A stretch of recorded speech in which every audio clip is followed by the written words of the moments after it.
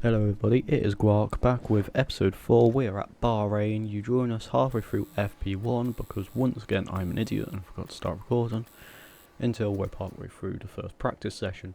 But oh well, we finally did hit record, so now we finally get to watch us do practice. Nothing really entertaining to talk about here. We're just trying to get, that was a lot of red. We're just trying to get all the R&Ds, maybe enough discounts as possible. We jump into FP3 with only 4 things left to do, and we do them without one failure, which cuts us to the end of practice and into qualifying.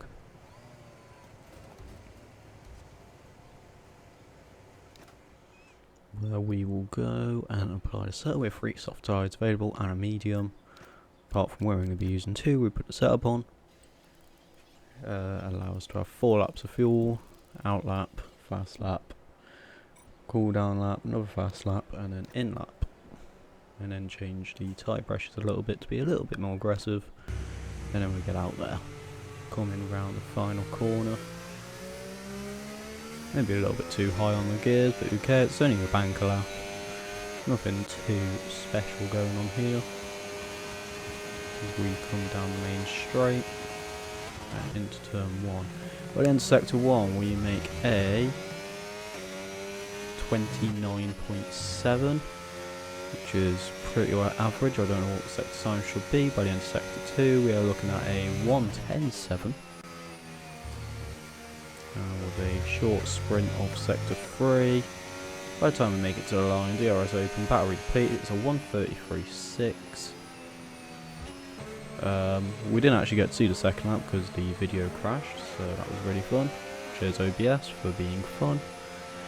So you join us on our final lap where I did actually realise we get a good final corner, good exit for the main straight, massive improvements for the main straight, already a 10th up, nearly 2 tenths up as getting to the first corner, we're 3 tenths up, but the exit turn 4 was pretty mid, so we lose a tiny little bit of time, but we've still got that 3 tenth advantage.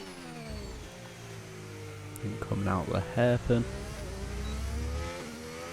we get a little bit of time out of it. Right in sector 2, we're still 3-4 tenths up, lose a little bit of time mid-corner, gain it all back to the main straight, looking at 5 tenths up, battery starting to deplete, and across the line we qualify 21st. Okay, well, it's not where you start, it's where you finish, as the good old saying goes. As we jump into the race, and once again we're going to let Crofty take over this because it was pretty funny last time. I swear to God if he says sir again on end of it. Right on track. Welcome to the Bahrain Grand Prix. Formula 1 returns to the desert today on this exceptional 3.36 mile circuit.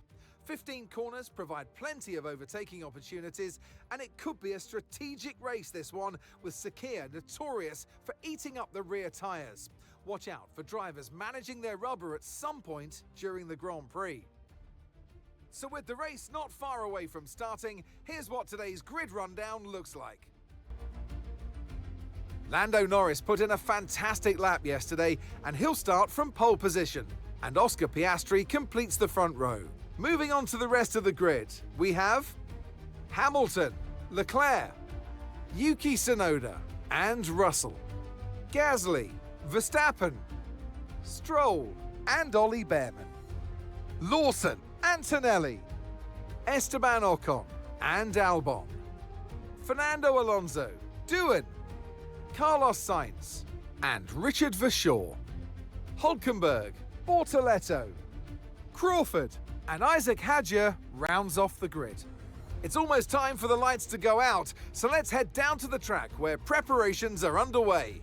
Pretty average grid. We have Sainz and Alonso with grid penalties, so they might be a little bit harder to pass, but let's see what we can do. Let's have a look at the tyres as well. We are starting on the mediums, that's all I know. Hulkenberg's also on the mediums, his teammates on the hards, along with both the Hasses also on the hards, every other driver selecting the softs. Okay, so it's only really Haas and Sauber, but it's not looking at the soft straight away. Both Sabs on a different strategy. I'm sure we're following Hulkenberg's strategy with us both being on the mediums. The strategies were sort of funny. You know, you can do a 4-stop if you want. Sorry, a 3-stop, 2 softs, 2 mediums.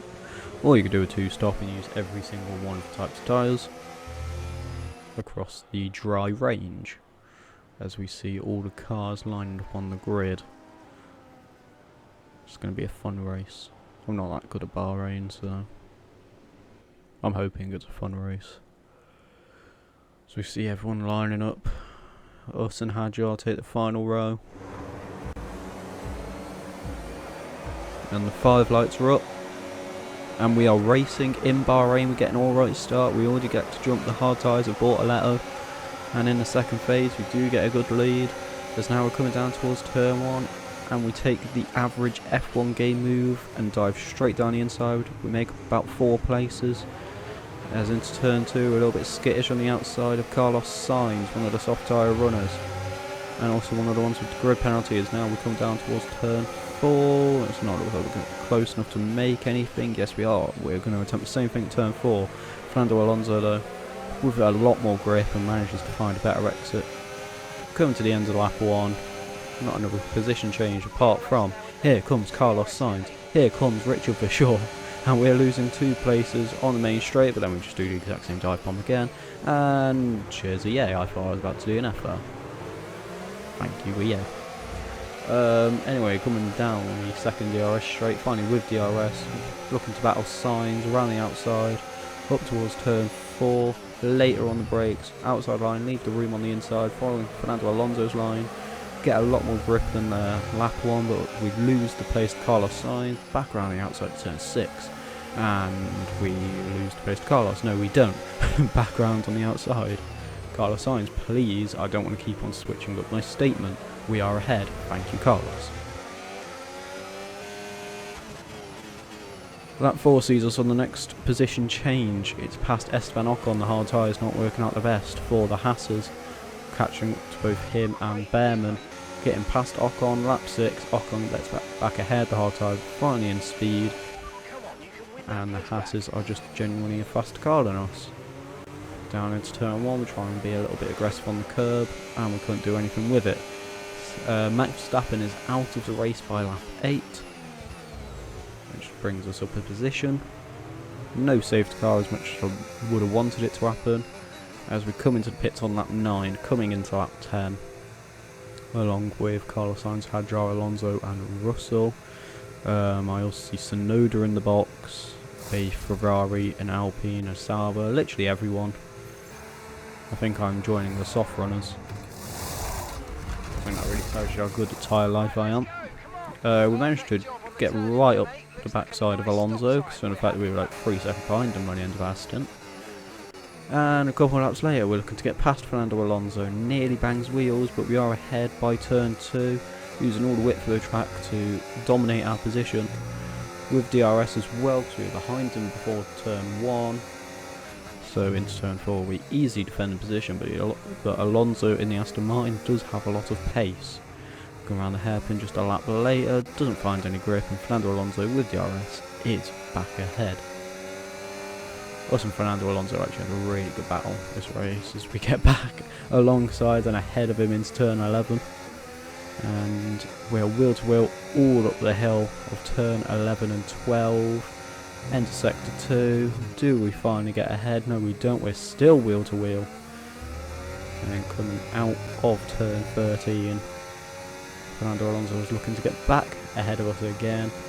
And he is going to be ahead. Can we try and stick a wheel around the outside? No, we can't. Fernando Alonso has defended that pretty well. So we've had to concede P14. We are in DRS though, because we were behind him just before the final corner. So can we look at getting back past Fernando Alonso, around the outside of turn 1? Yes, we can. We can get back ahead of the Spaniard. No, he's not. He has a lot more grip around the outside of turn 2. Goes a little bit off as well, but he is back ahead. He has DRS as well. We try and go a little bit aggressive on the inside. No, we don't. Drives back on the race line. Tries to found a lot of grip on the exit, but unfortunately Fernando Alonso was just a bit too slow and blocked us from doing that. There's a yellow flag at the end of sector 2 as well from a Ferrari that's spun. Don't think it's a DNF, or else it would have told us by now, and I do see it moving back on the track. But it has lost 3 places, including to an Alpine, surprisingly enough, and a Mercedes for good measure, and Yuki Tsunoda too, I believe. No, he's managed to stick close to Yuki Tsunoda, but anyway, back on with us, battling against Fernando Alonso. This time we take the inside line at turn 1, which we haven't really done much this race, except from on lap 1 and 2. And it does stick us on the position. Fernando Alonso trying to fight for the place back. Somehow he was behind us as well coming into turn 1, so he has DRS against us, but we still managed to defend against it with the better exit from turn 2 and 3. Lap 19 coming for our second stop. This time we're finally using different tyres, where we use 2 mediums, so now we're moving on to the hards to do the final 10 laps of this race. We are pitting with our teammate. Let's hope we don't hold him up anyway. There was a couple of other pitters as well, including Antonelli that I saw. There's a Haas now in P1, by the way, and there's an Alpine in P3. We get a slow change on the front right. Hopefully don't hold up our teammate too much. He's probably going to catch back up to us anyway. I think he's gone on to another set of hards. I couldn't see it. We're now being battled by the V-carb of Isaac Hadjar. Down the inside at turn 4, he gets the place. After a couple more boxes from both the Saubers. We've moved up a couple places, but unfortunately we moved back down a couple places because both Hadjar and Sainz get past us. On lap 24, those two are battling into turn 1. It leaves the outside line straight open, and we try and dart down it. Hadjar... Carlos Sainz has gotten past, but Hadjar is still looking to have a fight. Down towards turn 4, we have DRS, he has nothing, so we managed to take pace off him, so we've gone from losing 2 to gaining 2 in just a couple of laps. On to the final lap, and Ollie Behrman is challenging us up into turn 4. We shut the door on him, we've made contact, he has better grip because of it, and he gets back ahead. He's on the soft tyres as well, he's on a faster car that's been clearly shown before with Esteban Ocon earlier in the race. It is the final lap as well, so this is all to play for. There's not really an overtaking zone left for us to go to, so we're going to try and be really aggressive on these final corners.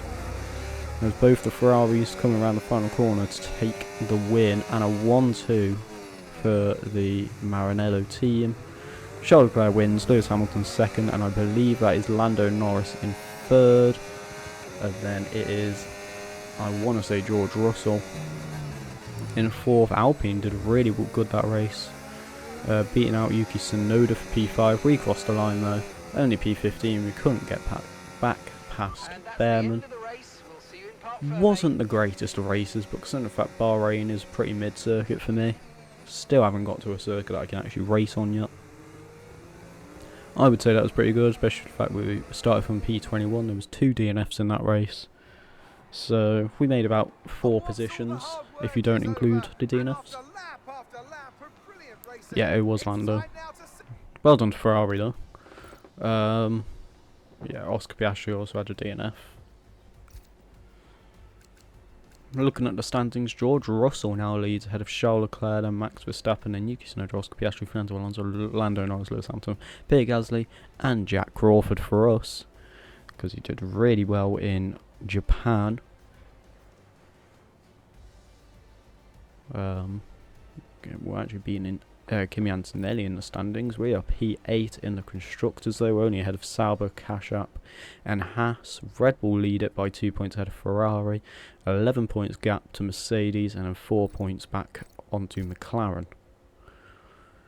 And I think that's it for Bahrain. Ollie Behrman actually got the fastest lap as well. It was George Russell, Pierre Gasly and Yuki Tsunoda to take up the final, the top 6.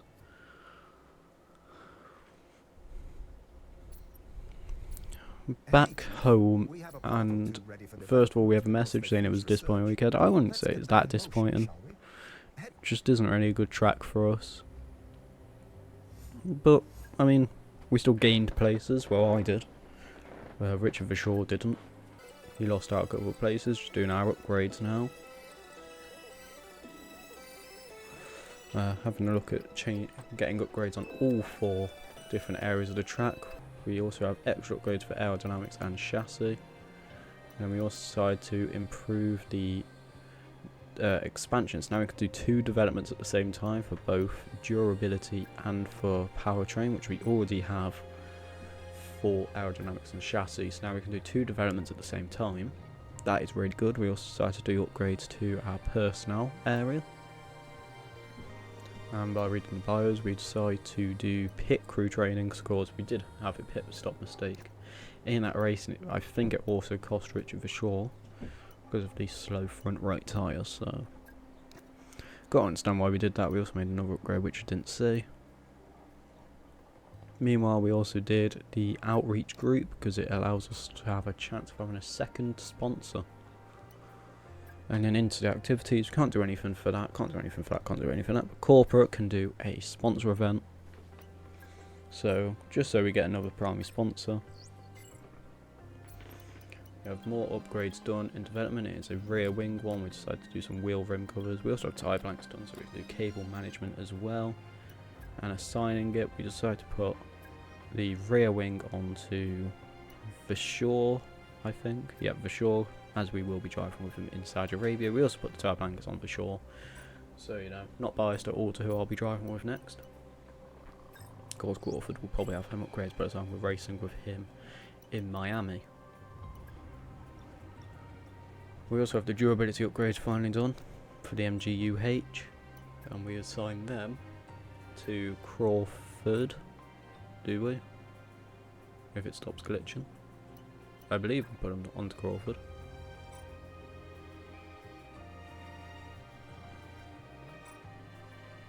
Going back into it, can we finally make the actual upgrade?